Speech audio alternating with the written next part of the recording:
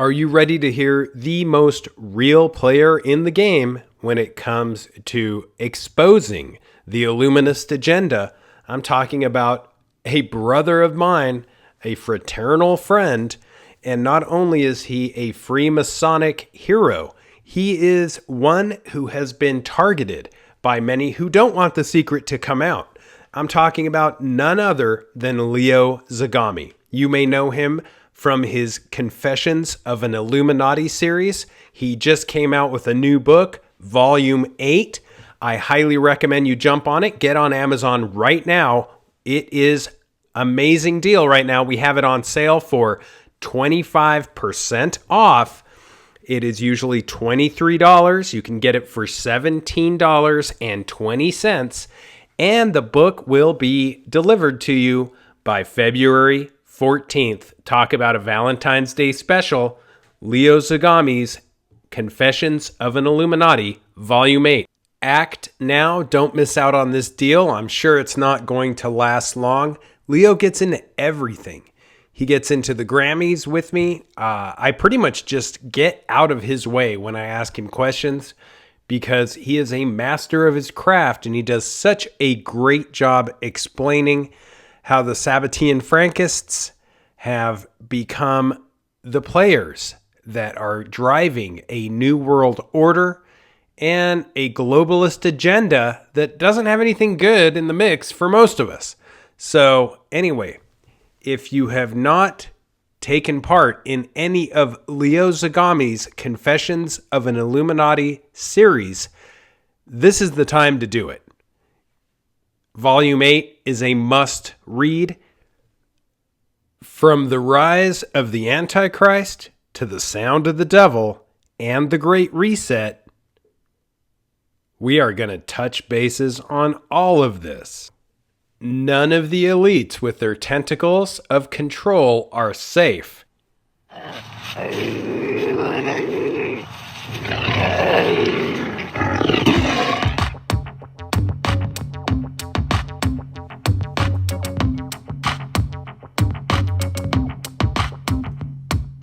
Come blast off in my time machine. Third eye feeling like an Visine. Blast off, blast off, blast off. Blast off. Come blast off in my time machine. Third eye feeling like an Visine. Blast off, blast off, blast off, blast off. So buckle up. We're going on a heck of a ride today. Prepare to blast off. Leo Zagami, welcome to the Hero Paranormal Podcast. Thank you very much for having me back on. It's always a pleasure to be on with your audience so we can have a chat about my latest book. Have you enjoyed it? Have you been able to read it? Amazing. And before we get too far along, let's tell readers about the book, where they can find it, and what it deals with. Yes, they can, of course, find the links provided on my website. You can find it on Amazon. The actual book is almost 700 pages and is sold for only $23, approximately $23. So it's a very good value for your money. We are promoting it still, and I must say, it has given us a lot of good feedback because it's also been published in Italian. It was a big success. For the Italian market. Of course, the Italian market is a smaller market, but I got like almost 100 reviews, 5-star reviews, and the people really liked it. It's the first time that I've basically done a book in both languages, basically publishing it in both languages, because I wrote it originally in Italian, then with my wife who translated it, we adapted it to English, and we were able to bring it out in both languages. But I tell you, it was a big thing to do it in both languages and a very hard task. So, I don't know, I mean, I usually prefer doing either in English or in Italian, no? And the latest books, actually, I always wrote in English with my new publishing house, Cursum Perficio, which, of course, is headed by my wife. And but we're doing a great job because I think that this book is very important for the message it contains for both Italy and for America, especially in the English-speaking world, as the actual title of it should give you already an idea, and it's basically From the Rise of the Antichrist to the Sound of the Devil and the Great Reset, and it's a book about the true ideology which in the last 100 years has moved in the show business world, both in the cinema part of it and in the music establishment, of course with a focus on Hollywood. Right from the very start of the Hollywood history, from D.W. Griffith, and that's a great film director, which of course a lot of people might not know. D.W. Griffith, of course, but he was very well known for his infamous film, Birth of a Nation, as well as the first film that was ever done in Hollywood. I think it was called Old California, and it was not to be confused with another Old California, which came, I think, later in the 40s. This was the very first film that was shot in Hollywood, when Hollywood was simply a little community in Southern California with a dirt road. And in fact, The Birth of a Nation is, I said, an infamous film because it was, yes, the first film that was screened, publicly screened, showed, at the White House. But it was also a film that promoted the KKK. Mm-hmm. So it was definitely a film of a different era in which the establishment was trying in some way to relaunch the KKK after they were kind of disappearing from the scene. So it was like a propaganda tool for the KKK. The year after, in fact, due to the criticism, he made a film that was completely the opposite, called Intolerance, and that Intolerance laid the foundations for this Hollywood Babylon, because one of the scenes of this film is based in ancient Babylon, and this film basically it features something like almost 10,000 actors. So imagine, because you didn't have computer graphics back then, and of course it goes through the ages, and the storyline starts from the ancient Babylonian history, depicting the conflict between Prince Belshazzar of Babylon and Cyrus the Great of Persia. Now, Belshazzar of Babylon, and of course, with Babylon, you have really the beginning of Hollywood Babylon.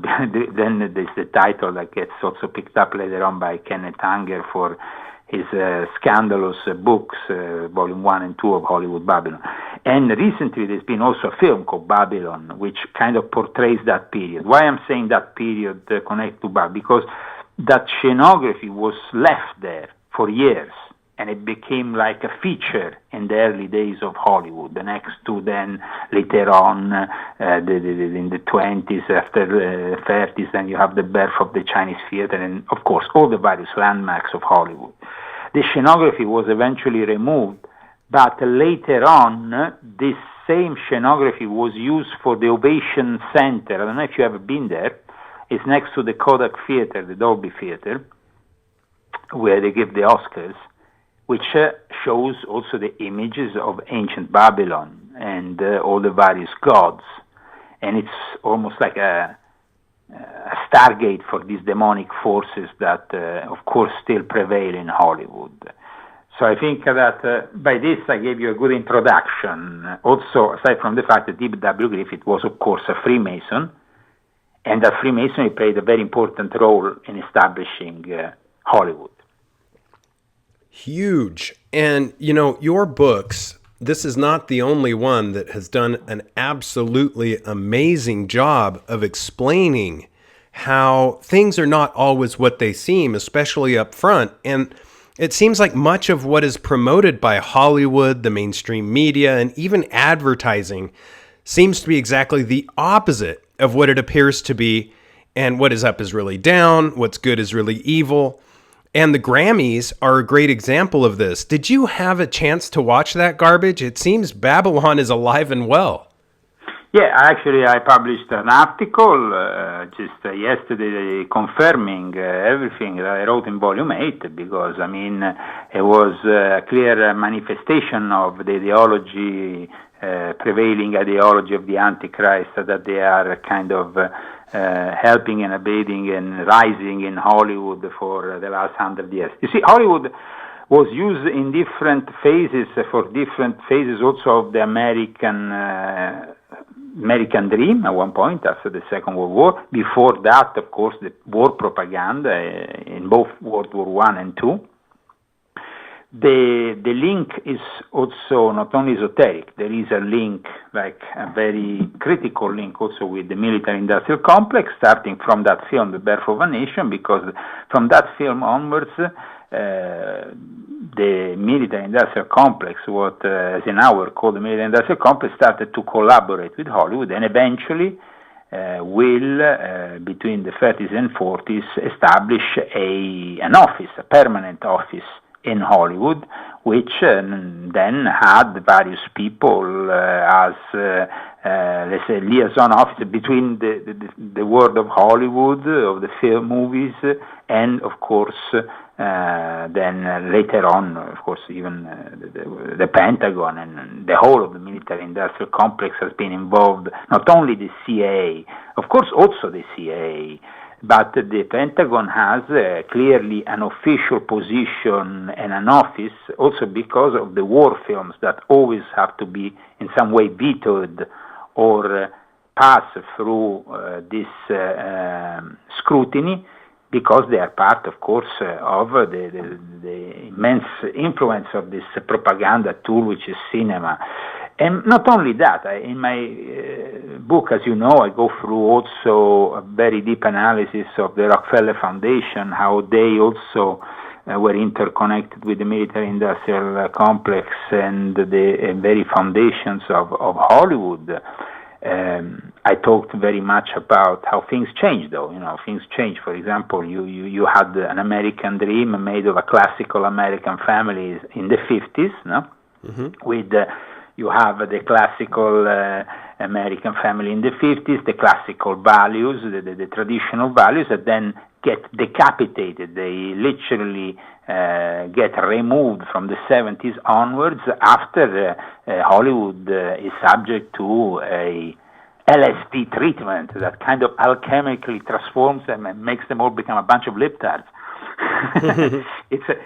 I mean, I'm saying it here very much summarizing what I wrote in my book, but as you know, in my book I go very much in detail in explaining with also the appropriate sources, and this is very important that people realize. My book is not a book about speculative assertions. It's a book about evidence, which is shown to the public for the first time, all put together with documents and like I said, credible sources. And there is something like over 1,000, I think 1,020 footnotes, citations that one can eventually then go and check out. And if they want to go further in the investigation, they can do it. Otherwise, I would have probably done a 2,000 pages book or a 3,000 pages book. That's of course not possible. Already it's difficult for me to make this almost 700 pages book a commercial thing, because people, of course, are these days also in an economic turmoil and a struggle, but that's why I'm actually selling it for only $23. You understand? I'm not making a great profit on it. In fact, in Italy, where I started to promote, and the book actually came out almost a month earlier in November, I kept the book to that in that price range until recently, because the book was, of course, selling. Then when the book is starting to sell less, I'm going to have to raise the prices, obviously, because I will not be able to really justify the sale of a book for so little. But it's important for me to still spread this book around. That's why I'm keeping it for the English-speaking world, at least, at a lower price for the moment, even if you can understand 700 pages, $23 these days with the cost of producing a book doesn't give you a big margin. But it's important to spread the message that this book contains, because like you see from your own reading of the book, I also give a lot of advice on how to counteract all this evil manipulation around us. And it's a manipulation that goes very much in detail in my book. I mean, it starts from how the music is being manipulated, how the tonality of the music, the standardization of a certain tonality, the frequencies, the way that Hollywood launched the cinema, the Dolby sound, for example, or the sound that we feel in the cinema that bombards us. I had recently... a friend of mine said that the daughter went with some young friends to see the film Babylon. They came out of it, and one of them had some health issues, because you see, if you are bombarded with lights and sounds at a certain level, you can actually even feel sick. And actually, apparently, I haven't seen the movie yet, Babylon, but I've talked about it because, of course, it's included in the book, and I've included in the book before the film was even out, because I knew exactly what the film was about, and it is a fictional portrait of that period, but even in that film you can see the satanic element. So you have in Hollywood also comments by people like Aleister Crowley, who fought from his very own experience of Hollywood, people that they were drug addicts, cocaine, indulging in orgies, which seemed to be even a veiled criticism, but in the end it wasn't, because Crowley actually had a lot of fans in Hollywood, and from the 30s onwards, a lodge kick-started over there that portrayed the first Gnostic mass. Between the 20s and 30s, basically, the OTO kind of managed to get in with the hip crowd of the time, with the actors and so on, and that is also something that we have seen portrayed in that film series, in that TV series on CBS that you remember was talking Strange Angels, which was basically went on for 2 seasons. Strangely enough, they didn't go for a first season, but Strange Angel, it's actually portraying very much in detail what the OTO was doing, the occult side of Parsons, Jack Parsons, and the OTO of that time. So in my book, I also remind my audience that the first Gnostic Mass was actually done in Hollywood, in a little road on the side of Hollywood Boulevard. It wasn't done in London. It wasn't done in many other places where Crowley could have done this Mass. See, Crowley had devised the Gnostic Mass, inspiring himself from the Orthodox one while he was in Moscow.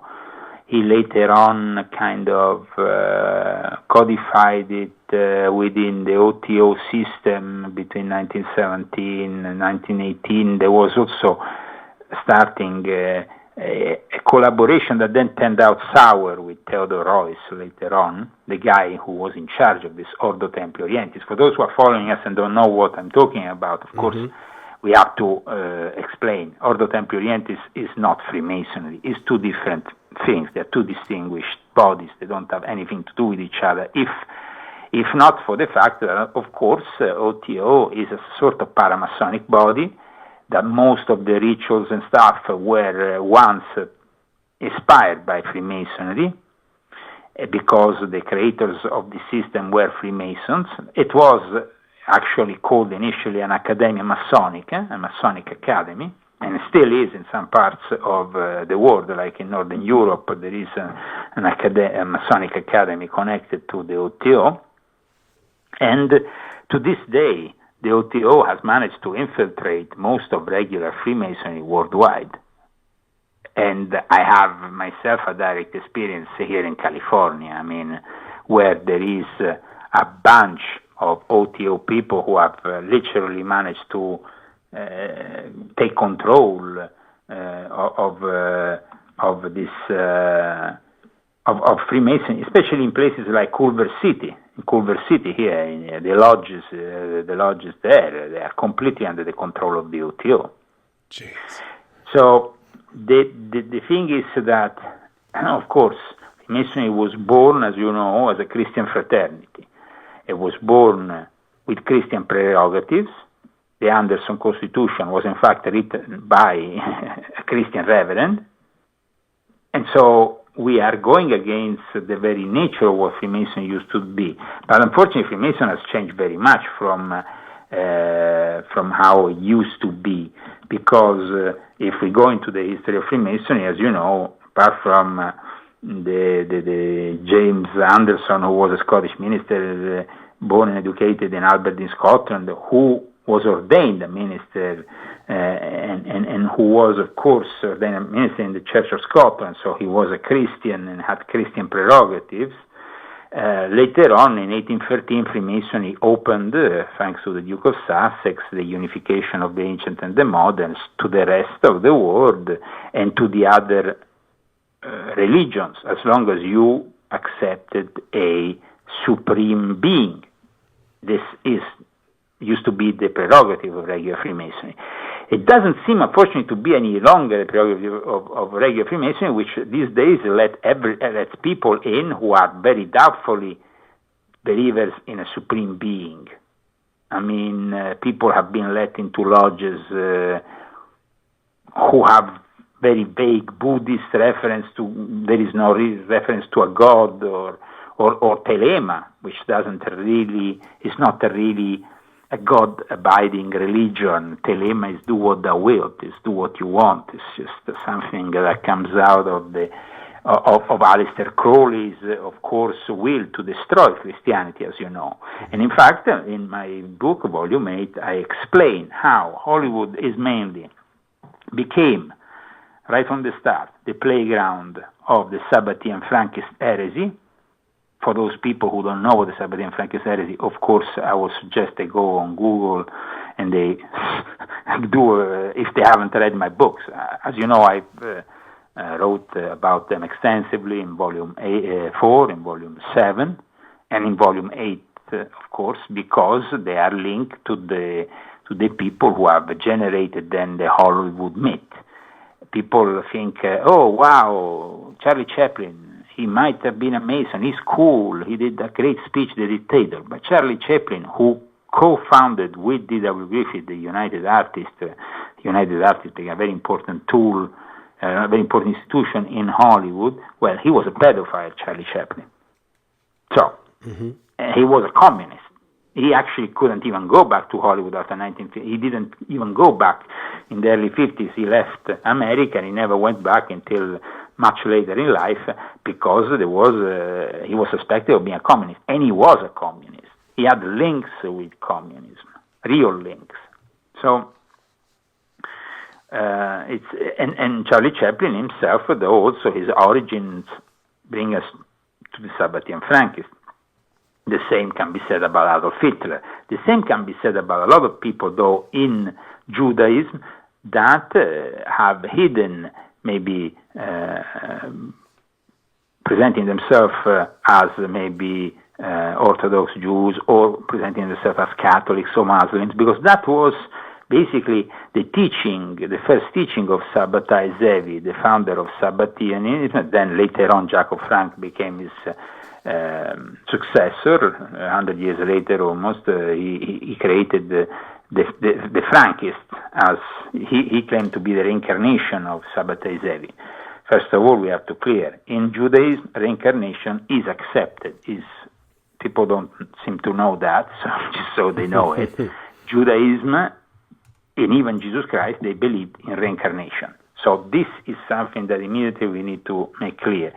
Then Judaism was corrupted by the Sabbatean Frankists, and then we have a lot of disinformation these days that comes all the way to Kanye West, who then becomes the guy who goes on infos and starts saying he likes Adolf Hitler and he hates he thinks all the Jews are bad, getting it all wrong. That's why I invited actually Connie West on Infowars myself. I invited him to study my books. Maybe he can, be a little bit more understanding about the truth of how things really have developed. I understand that there is some evil, heretical portion of Judaism which are involved with the Sabbatean Frankism, and of course gave birth also to that monstrosity which is labor Zionism.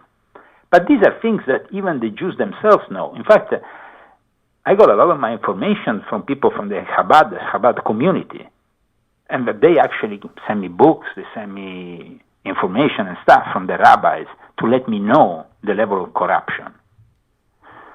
It's the same with Catholicism. People associate Catholicism these days to evil, but in reality, Catholicism became evil after the Second Vatican Council because of the Jesuits, because of the liberal Freemasonry, French, that infiltrated the Second Vatican Council. These things have to be known and have to be studied and addressed so people don't confuse and then make some dangerous assertions. It's a little bit like Freemasonry, no? Mm-hmm. Freemasonry is, a lot of people these days say, all the Freemasons are bad. Well, if all the Freemasons are bad, then also George Washington is bad. And so what are you going to do? You're going to erase a whole country? Because this country is based on Freemasonry. So then you have to understand the difference between a guy like George Washington and contemporary Freemasons, because there is a big difference here. Freemasonry has been corrupted, infiltrated. Every single state in the United States of America these days is being infiltrated, just as every single state in the United States of America is being infiltrated by demoncrats trying to take over the state and transform it in California. Mm-hmm. So that's where it comes from, the motto. The Infowars motto, don't California, my USA. So I think that we are, with Volume 8, finally explaining, I think in the most honest way possible, with references, sources that are reliable, without really, I'm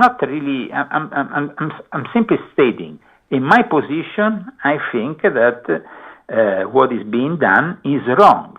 If you are in another position, if you are on the side of the demoncrats, but then you shouldn't read this book, because you're not going to realize its importance, because you are, of course, watching the Grammy Awards, like you cited the Grammy Awards. The Grammy Awards have confirmed everything. I don't know if you cited it before we started the interview or during the interview. I can't remember now. But the Grammy Awards performance that was introduced by Madonna, it was absolutely satanic, 100%. And finally, I think that people can see what's happening here. Flames of hell portrayed, the fact that non-binary or transsexual have to win the Grammy Award for Best Artist. This is completely ridiculous. But it also, in my book, I explain how, Walt Disney went from an organization headed by a guy who was a fervent anti-communist, who denounced communist people, like Charlie Chaplin, during the McCarthy era, to a Walt Disney of today, which is instead promoting everything LGBTQ, everything Black Lives Matter. Now there is a cartoon where basically they are saying Abraham Lincoln was a racist pig or whatever. This is what Walt Disney is doing. So don't bring your kids to Walt Disney resorts or to see their cartoons or their films, because these days they are completely infiltrated by the most demonic propaganda, and they are becoming more and more a tool of the Antichrist. And in this book I explain how the Antichrist is being prepared. It's like they could have not presented an Antichrist to the world without, first of all, embracing his ideology and making the whole of our society embrace that ideology. It took a lot of time, though. So we went from John Wayne, from a more conservative side of Hollywood, which I talk about. I also talk about the lodges involved. I don't know if you read about also the Masonic lodges involved, which I mentioned in the book. Mm-hmm. Oliver and Hardy, Warner Brothers, from we went instead to where we are now. And where we are now is basically a Masonic temple used for the Jimmy Kimmel show. Because that's where, I don't know if you have an idea of that building, it was a Masonic temple. But we went from a more conservative approach, and that's where the LSD thing comes in. The LSD that actors like Cary Grant, of course, made extensive use of, became like the solve et coagula factor, if we want to talk in alchemical terms. Mm-hmm. I give this because, you see, people think alchemy, of course, a spiritual alchemy, we understand that spiritual alchemy can be practiced and by each one of us. Actually, Freemasonry is simply spiritual alchemy put in practice through an egregore in a lodge, because you go from a rough Ashler to the perfect Ashler, and that is basically a alchemical procedure.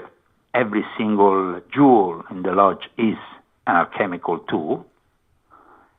And from that, you can also go also into the dark side if you don't have the right intention and the right mission. And that is really, unfortunately, what's happening today. The whole of society is being corrupt. It's not only Freemasonry. That's why, going back to what I said earlier, people can tend to generalize. But here, the Catholic Church is satanic. Every religion that is mixing up with this one world religion project of Pope Francis is, in a way, satanic. And everything that we see, not only in Freemasonry, but also in organized religion, in our schools, in our politics, everywhere, we see reflections of a growing satanic society. Because, of course, they had to prepare this society. They had to use means that were easily spreadable and embraced by everybody. And cinema became that tool. And so I explain how it became that tool. Just as music can be beautiful, can be... It's difficult, you see, for me to compare an Illuminati like Wolfgang Amadeus Mozart with the modern Illuminati, mm-hmm. their hideous music. That's why the last chapter of my book is dedicated to people like Beyoncé, but also to Mozart, and show also what happened in 2 centuries. I say 2 centuries and a half, if we want to go, maybe less, of course, a little bit less, but we are more or less now at a point in which we can see that Adam Weishaupt infiltrated Freemasonry, created the Order of the Illuminati. The Order of the Illuminati didn't last that long, but what he created became then inspiration for many others. Plus, he really deposited the seeds of communism, and communism became a virus that spread like cancer in our society. So I don't understand why Freemasons today, like Arturo de Hoyos from his position, of course, of preeminence as an archivist, or people like, even my friend Joe Wages, they have an attitude like towards the Illuminati, saying, well, they were not bad, they were really actually great philosophers, great people that were trying to enlighten our society from the bigotry of the past. But the reality is that their own mission was to destroy religion, to destroy the society as we know it, to destroy those monarchies, because those monarchies reflected the kingdom of God, reflected the kingdom the way it should be. Because let's remember, yes, 1776, we created a great republic on which we stand, with great prerogatives with the future, with great plans for the future, with a great mission, and it's a unique republic. In Europe, every single republic that's been constructed after the Second World War or after monarchies were defeated are not real republics. They don't have the same constitution as we have. They are completely corrupted, like the Italian one. It's a corrupted system. We don't have a president that is elected by the people. Maybe they have it in France, but okay, let's see France then. France is supposed to be the example, no, that gave us the Statue of Liberty, that gave us the very basis. In fact, Benjamin Franklin was a member of Lodge Les Neuf Soeurs. Well, in that case, we made a choice here that was to have a republic instead than a monarchy. Mm-hmm. But still, like I explained at the end of Volume 7 of my confession, it has an expiry date, because with the return of Jesus, with the arrival of the Messiah, there is no democracy. It's the kingdom of God. So this has to be very clear, especially for Americans. You are believing in God, you are believing in the kingdom of God. Well, remember that when his son comes back, it's not a democracy. This is something that at times people, because, for example, the Grammy Awards, we saw what happened, no? This diabolic performance. And immediately the political world got in turmoil. You have Ted Cruz, you have Major Taylor Greene, they all talk, criticize the event, this, that, and all the rest. Okay, fine.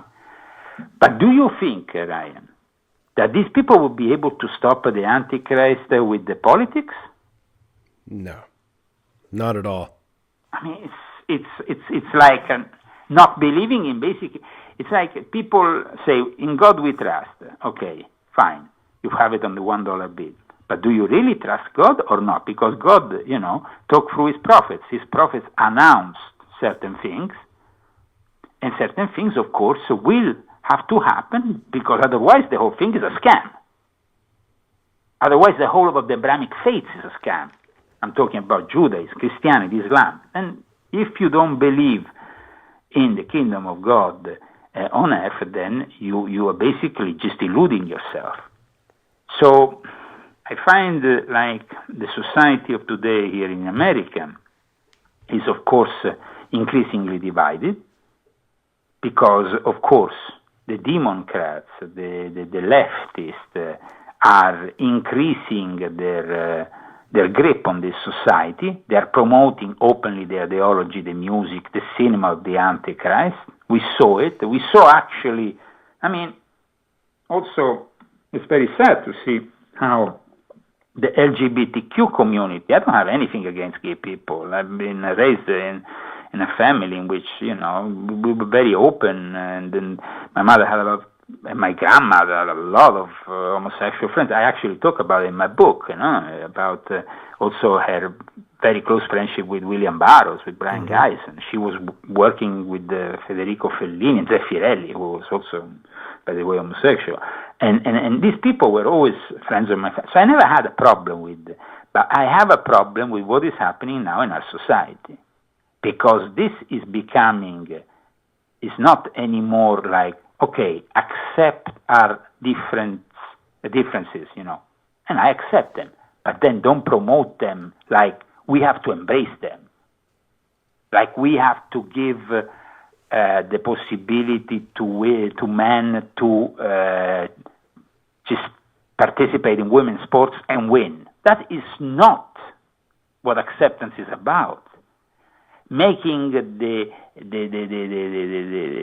transsexual win the Grammy Awards because, wow, that is what it's all about today. Or the fat, big African American black woman Lizzo, which I talk about in Volume 8 of my confession. These are monsters.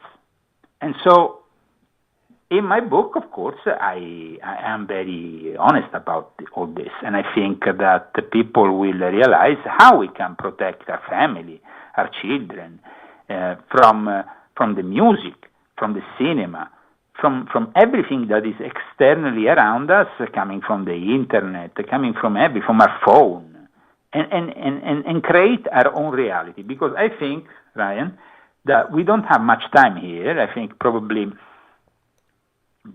7 years are left before we need to separate from the rest of society. We will not be able to live with them anymore. Once they embrace fully the smart cities, we will no longer be able to live with them because they will require every single citizen to microchip himself,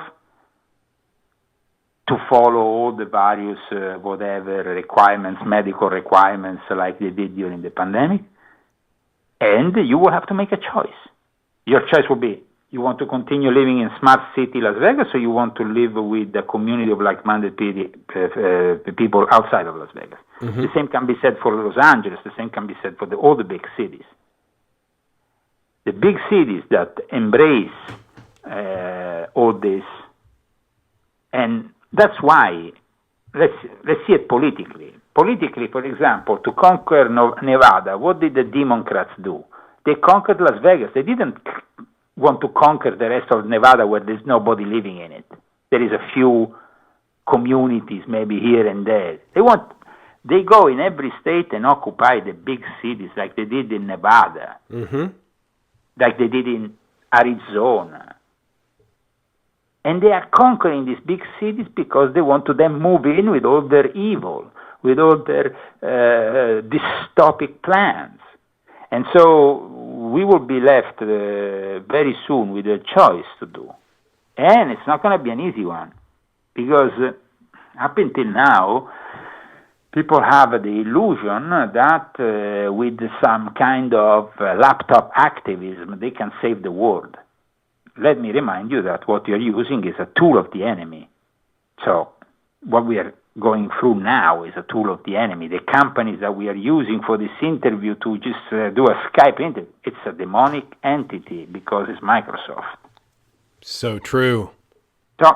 So we are here having to work on, of course, on trying to, it's about choices. At one point we will have to make, because up until now, of course, we have been given the possibility of refusing certain impositions. But there will be a time in which they will tell you, well, you can come in this city without a microchip, or you can't do this without a microchip. You can travel without a microchip. And then at that point, you will have to make your own decision with a group of people that are like-minded like you and say, okay, I don't accept all this, and I'm going to go and raise my family in a different.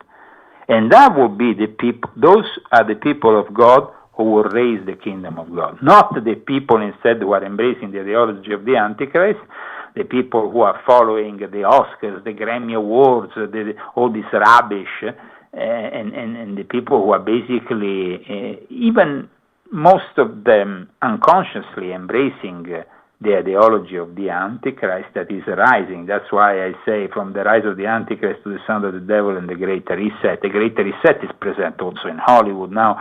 A whole chapter of my book, Volume 8 of my Confessions, that you can find, of course, on Amazon or on my website with all the links to Amazon and all the rest. Well, this book has a whole chapter on how Klaus Schwab is controlling Hollywood more and more, how he's imposing his own views through films. CEOs of big Hollywood companies go every year to Davos. And this year, they were even so open and blatant about how they were influencing Hollywood that it was kind of shocking. I had to actually publish a couple of articles about it on my website, because they came out and they simply said, yes, we tell the Hollywood that this year they have to promote the LGBT, whatever, they have to promote more black, more inclusivity, more this, more that. I'm not saying that being inclusive of everybody is a wrong thing to do, but in the way they are doing it is wrong, because I see it from these cartoons, which I just saw yesterday from Walt Disney. This is reverse racism, against whites. And it's becoming more and more dangerous, because how much you want to piss people off. Mm-hmm. So I think it's very important for people to get this book, read this book, but also study the possibility that this book gives you to avoid being manipulated, either by also listening music in a different way. I talk about at the beginning of the book the standardization of music, the fact that the A440 instead of 432, and many other things, the actual frequencies of the tonalities that are imposed by the standardizations are not always the ones that give us the best music sound.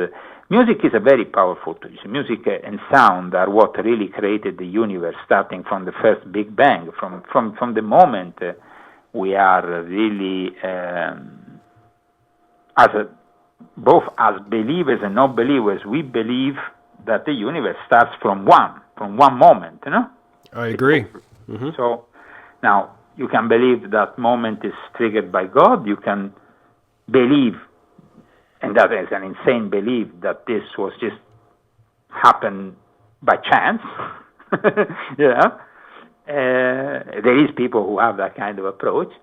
But in the end, you have to understand that we are here now on this planet as a reflection of God, if we are believers, and that reflection is starting to become, is in danger, because the moment in which we microchip ourselves, we start adopting more and more external devices and marry into transhumanism, well, that is basically what the Antichrist wants. That is basically the mark of the beast. That is what has been prophesied.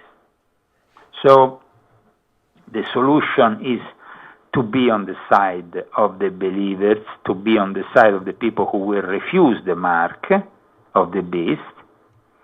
We can maybe hope that people who have maybe followed in the past the advice that science can everything and that we should only follow science, something that we learned unfortunately with this pandemic. Maybe they are not always the people who are right. They have some other interest. And one of the main interests of this New World Order, let's be very blatant and very honest about it, Ryan, is that they want to eliminate 3/4 of humanity, maybe more, because they think that we are too many in this planet. This has been a plan that I described very much with Volume 7 when I talked about the Club of Rome, their publication, The Limits of Growth. Then, of course, that inspired all the work of the World Economic Forum of Klaus Schwab. In Volume 8, I show how, of course, they also influence the show business to marry their cause. So now what? We need to end up eating insects because that is going to save the world? Insects that have been known to be the most dangerous. So when it comes to actual food, we are actually avoiding any contact with insects in our kitchens or with those kind of animals because we know that they can carry viruses, can carry bacteria. And now they want us to eat them? Mm-hmm. This is insanity, and that is like the same insanity that recently in Europe, Ireland has required every wine bottle to carry a label like the cigarettes. You can die if you drink this bottle of wine. Well, I mean, no, I'm sorry. We are based on a wine culture. Jesus was actually transforming the water in wine, not the wine in water. Let's remember where we come from. Our Judeo-Christian culture is based on wine, and they want us to oh no, wine is dangerous now. And we have to put a label on it. Like the label is going to stop us from drinking. Mm-hmm. The nanny state is increasing because communism is increasing in our state. Socialism is increasing, unfortunately, worldwide. Their grip on our reality. They will soon decide what we eat, what we don't eat. If we follow the philosophy of Harari and the World Economic Forum, we will be monitored 24 hours a day. And then, we will have to not produce, we will have carbon tax on we will be basically following a diet that is imposed from somebody who says that this is what you are allowed and you are not allowed to do because you have to save the planet. You have to follow the BS of Greta Thunberg or these kind of people. And Freemasons today, more than ever, should go back to their old ways that helped founding this nation as rebels. Because this nation in 1776 was founded because we were rebelling to those people who are now imposing us all this. Mm-hmm. So it doesn't make really sense to follow, all this if you're not simply wanting to, of course, kill a part of humanity. And you do it because you have this firm belief that these people unfortunately have, which is that we are too many, and we need to get rid of a good part of humanity. And I'm sorry, but I heard this even from. I was shocked. There was a guy. I thought he was, a guy from. I don't want to make his name, but I thought he was a member of the Truth community and stuff. One day he tells me, well, I studied in university the limits of growth, and actually I have to say that it's right. We are too many. I said, what? So there is people that are embracing this ideology that we need to get rid of part of humanity. It's not really spoken out yet because people, but if you go and listen to what they were saying in Davos this year, last year, and since the beginning of their work, actually since 1973 when Pecce, which was the head of the Club of Rome, went and gave a speech in Davos. That's what they've been doing. And another important asset of the World Economic Forum, let's not forget, has been, and also the Club of Rome, the Massachusetts Institute of Technology, MIT. Mm-hmm. Because with their technology, they provided, from the very beginning, with their AI technology, the idea.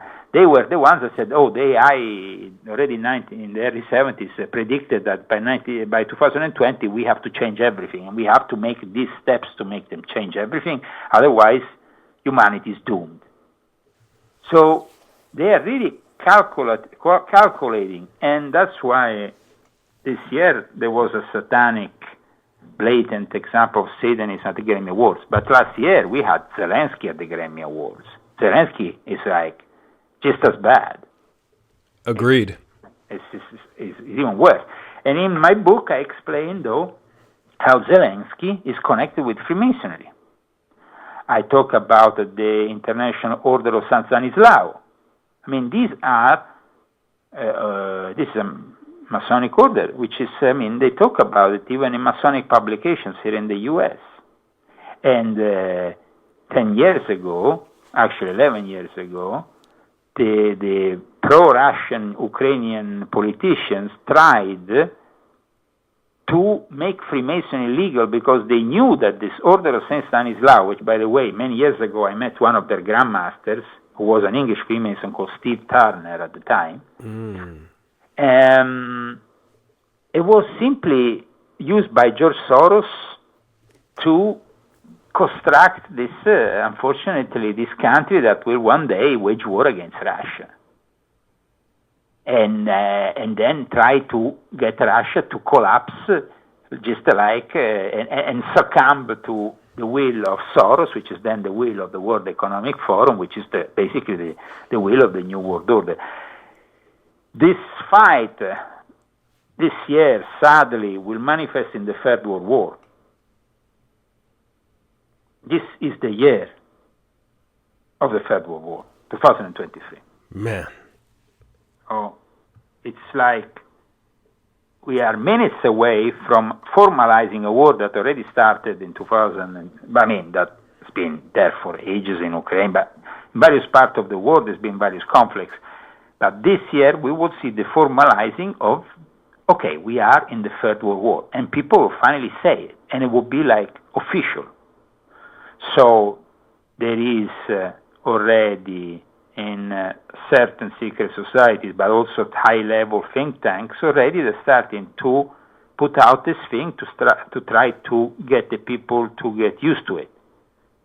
So the head of the UN just yesterday said, we are walking blindly inside the World War III. Few days ago, 5 days ago, I remember, I think 5 days ago, Zelensky gave an interview, said, if we lose, of course, this is the beginning of World War III, and then they will increase with this World War III rhetoric until it's normalized, and in 6 months from now, or in 3, 4, 5, I don't know. I mean, with China invades Taiwan, that's going to be formalized. We are in the Third World War. That's going to be it. And I wrote about it, as you know, in Volume 7 of my Confessions, the Sino-Russian World Order. I wrote about the Third World War in Volume 7, and I explain further in Volume 8 how this all fits, of course, and that's why in the cover of Volume 8 you see the nuclear bomb, if you notice, next to the 8, the infinite 8, the symbol, the two eyes, and then there is a background with the actual Baphomet reverse pentagram of the Church of Satan, which is kind of like there in the background. Then you have on the right, you have, of course, a reminder of Dr. Strangelove. Mm-hmm. Reminder of, unfortunately, what we might see this year for the first time, a return of nuclear bombs. And it's very sad because they're doing it and nobody can stop them. The only thing that we can do, though, is to prepare, protect their families, and try to construct an alternative reality that might eventually succeed. And that's what I really try to explain also in Volume 7, how to survive and how to construct this alternative reality, and then in Volume 8, how to protect yourself for the moment from all this influx of demonic propaganda that is increasing more and more, and is, of course, until the Antichrist in some way is going to manifest, it's not going to present to us, hi, I'm the Antichrist. You know, it's not going to be like that. I mean, after 2,000 years of bad propaganda, you think the Antichrist is going to present to you, say, hi, I'm the Antichrist. So you heard about me. I mean, it's not going to be like that. People think, like, sometimes they say, oh, who is the Antichrist? So I give hints in the last chapter of my book on who might be the Antichrist, from which bloodline the Antichrist might arise. But of course, we are still in the realm of speculation. But of course, he will rise because he will be helped by Cyber Satan, aka the artificial intelligence, which by 2030 will control most of what we do. In 10 years from now, politicians will be a thing of the past. Let's not forget that. Everything that is done in the realm of politics will be done by the machine. Mm-hmm. So we don't have much left. We have 7 years.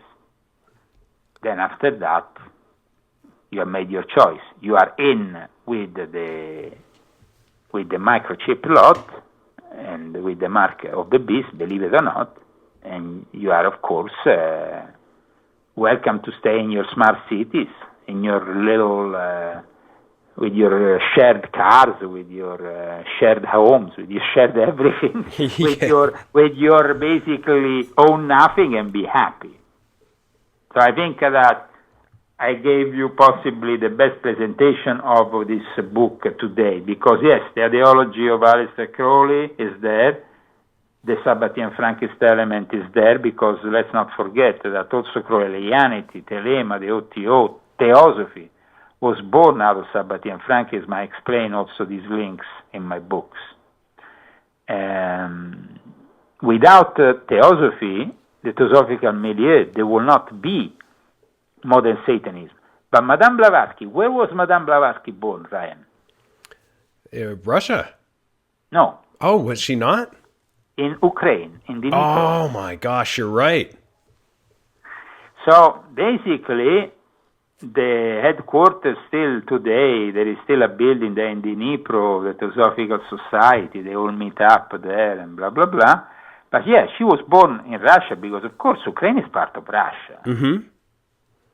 But then it was kind of artificially constructed, this opposition, mostly with the help of Prussia, with the help of what then later on Germany, the Nazi Germans that then supported Bandera, and in a way, I'm sorry to say that Putin is right when he says the same Nazi forces are now against us 80 years after. That's the truth. So I hope that people appreciate this interview, because we've been very honest today in explaining everything. When they will turn around the book, they will see a crowd watching a movie. The movie in the back cover of the book, of course, if you have purchased the Kindle, that's not possible. But if you purchase the paper edition, you can see it. There is a crowd watching a movie, which is intolerance, and there is actually the Babylonian scenes there. And there is only one guy who is not watching the screen, if you go and find it among the various people, and that's me. The graphic designer, or the guy who made this cover, who is actually himself a guy who used to, apart from being himself a Freemason, used to be also, when he was young, a member of the Temple of Psychic Youth. And so he's a former Freemason, former Temple of Psychic Youth. You can never be really a former Freemason because, you know, Freemason is kind of indelible, I say, something that you are, you know, marked with for the rest of your life, because once you get your initiation, you can't really renounce it. No? Right. But he was also a member of the Temple of Psychic Youth, which was an organization established by Genesis P.Orridge, which I discuss very much in detail about in this book, in Volume 8, his connections with Michael Aquino, another order called the Esoteric Order of Dagon, and all these various sects. So I think that for people who want to know more about the link between the esoteric world, but also the military-industrial complex with the Hollywood, the music business, with the death of Michael Jackson, and many other things, well, I guess here they can find the facts, not fiction. So thank you so much for having me on today, and I hope that all the people who will listen to this interview will get this book, and will also prepare for this future that is not a very easy one, and it requires making some choices in the next few years that might protect us, protect our families and loved ones, and if the loved ones, if the family doesn't want to do that, and they eventually go into the microchipping mode and microchip themselves, I want to warn all those people, man. Well, I mean, they will break up families, because I don't want to have anything to do with microchip people. Even if it's my own brother gets microchip, I want to have anything to do with my brother. It's too risky. Then you become part of a system that is monitoring you. Okay, people can say, you always have a microchip because you have a mobile phone on you. Well, I can always put it in air mode. I can leave it home. I can go and have a walk and not bring it with me. But with a microchip, that doesn't happen. That's right. So remember that. I mean, and it's a warning that should be given more.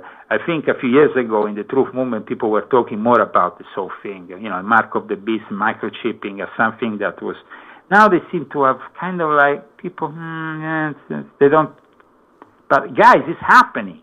If in the next 2 years, countries like Sweden are going to increase this, and Italy is going to join too, and they're going to start microchipping large parts of the population in Europe. Europe is where the microchip is going to start. There is a lot of opposition in Russia. The Orthodox Church was always opposed to that, and that's maybe one of their problems with the rest of the New World Order. And so they are creating their own alliance with China. But however, China is instead marrying all that rubbish and marrying it. So I don't know how their alliance is going to work out, you know, because Russia has ended their communist period and embraced Christianity, while instead China still stays there and it's a communist nation that completely embraces everything that I don't like, that I despise. I hope that by the end of the year, when I'm supposed to become America can be in a good place, and hopefully in 2024 replace this president with something more capable. That would be a great joy, that maybe America can become again an example for the world. But I have a lot of doubts, man, because they're very powerful. And they are infiltrating everything and anything. So we have to pray and hope that doesn't happen. But if in 2024 we get another Democrat in the White House, that's it. It will demonstrate that America is lost. Not because it's lost, but because the new generations are lost. And the new generations need to read volume 8 of my confessions, but they probably will not. That's why their parents maybe can purchase it. Maybe they can get them to read this volume 8, because it will make them realize the way they're manipulated a lot more. That's why I'm saying that. Thank you, Ryan, for giving me this opportunity today. Thank you, Leo. And you left no stone unturned. I mean, your confessionals, you know, your series is unbelievable, but this particular book is unprecedented. I highly recommend everybody read it. And let's tell them one more time about your website, where to subscribe to you, and where to get the book. Yeah, you can go on my website. Of course, you can find the link with my latest YouTube channel, which is, of course, gaining back subscribers. Hopefully, it's not going to be removed, but if I remove, you're always going to find a link with the latest channel, because I never give up on YouTube after 17 channels. So I'm kind of like not giving up. People have moved to other platforms. We use occasionally also Rumble. We always upload everything on Rumble, on BitChute. We try to, but the thing is that in the end, these platforms are always less viewed than YouTube. So for the moment, we continue to have a presence on YouTube. And I'm doing, by the way, every week a show that goes very deep into the Illuminati occult secrets, in the occult side of the Western mystery schools and stuff, and not only Western ones. But I would suggest, yes, to check that out. Aside from the articles which I upload, if not daily, upload 2 or 3 for a week on my website, leozagami.com, which are, of course, an update on everything that I've already delivered in my book. So I will highly suggest and encourage people to go and check my website, leozagami.com. And thank you so much again for having me on, Ryan. God bless you for carrying the message and your authentic self. I appreciate you, Leo, and hope to talk to you soon. Have a great day. We continue. We pray that everything goes well. For me, it's going to be great that day in which I will be able to finally have my American citizenship. That is something that, of course, but I also hope that America stays united. So our prayers need to also be towards the United States of America, united also in defeating Satan, defeating his mission with the Antichrist, instead of embracing it. So I hope that more and more Americans can realize how dangerous the situation really is by reading also volume 8 of my confessions. Thank you again, and God bless you all. Amen, brother. Take care. Leo never leaves any stone unturned. I mean, talk about laying it out. You know, I was recently going through his confessionals series of books, and everything, and I mean just about everything he has written about, has come true. And it's no different with Volume 8. Definitely go to his Volume 8, Confessions of an Illuminati. Pick it up. It's currently on Amazon at a discount. I should mention a significant discount. We have it, it's usually $23. It is down to $17.20. If you order it right now, you can have free delivery by Tuesday, February 14th, and have a wonderful Valentine's. And this is a great gift for anybody. I highly recommend this book. It goes into all the truths, and it leaves no stone unturned. It talks about the Sabbatian Frankists, who, for those who don't know about this, you really need to do as Leo said and Google it. This is a big, big deal. Sabbatai Zevi, he deeply studied Kabbalah and Jewish mysticism, and he became a master of it. This is a person who in his early 20s declared himself to be the Messiah. The crazy part is he was captured by the Ottoman Empire for being a real thorn in their side, and they gave him 2 options. And on October 16th, 1666, a lot of sixes there. I don't know if you noticed the 1666. Anyway, his ultimatum was to convert to Islam or die. And that is where the Sabbatean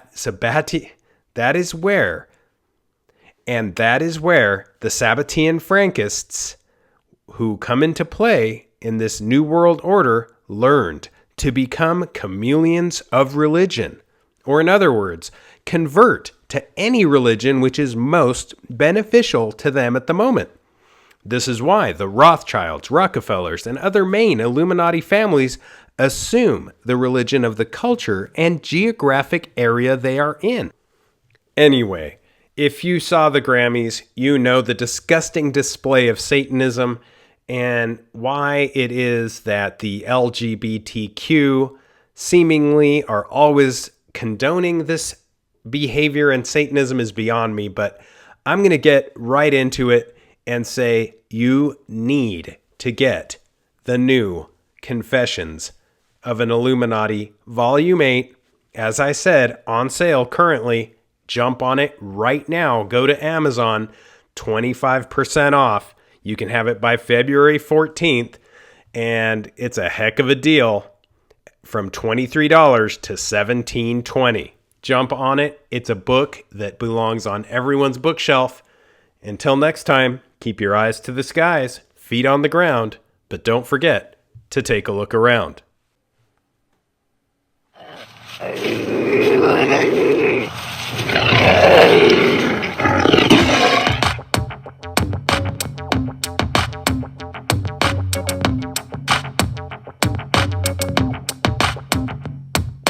Come blast off in my time machine. Third eye feeling like an Visine. Blast off, blast off, blast off, blast off. Come blast off in my time machine. Third eye feeling like an Visine. Blast off, blast off, blast off.